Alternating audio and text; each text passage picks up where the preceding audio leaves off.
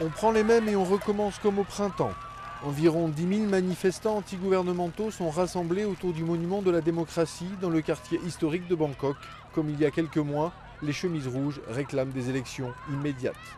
Je veux me battre pour ce qui est juste. Je me battrai jusqu'à la mort et je ne regretterai jamais. Les rassemblements du printemps 2010 avaient attiré jusqu'à 100 000 personnes qui accusaient le gouvernement de servir les élites de la capitale.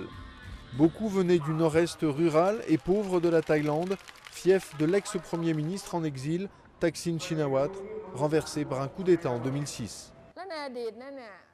Dans le passé, c'était des universitaires et des gens de la classe moyenne qui menaient les manifestations. Ce combat était différent des précédents parce que la base et les gens de classe inférieure étaient principalement aux commandes.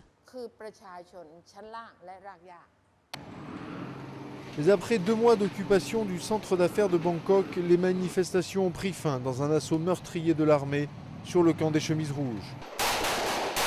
Au total, plus de 90 personnes ont été tuées et 1900 blessées avant qu'une poignée de militants ne mettent le feu à des dizaines de bâtiments dans la ville.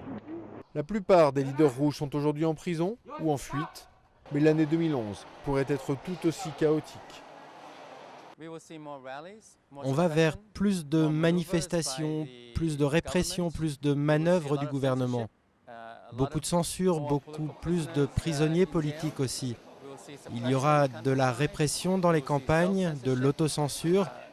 Bref, ça deviendra de plus en plus un régime militaire autoritaire déguisé pour consolider les élites. Des prédictions que le gouvernement nie farouchement alors que l'état d'urgence vient d'être levé.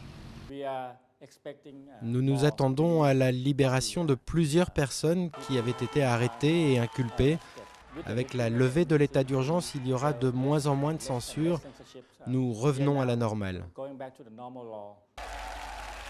Mais les leaders rouges poursuivis pour terrorisme ne seront pas libérés et le mouvement promet de maintenir la pression sur le gouvernement en organisant 2 manifestations par mois.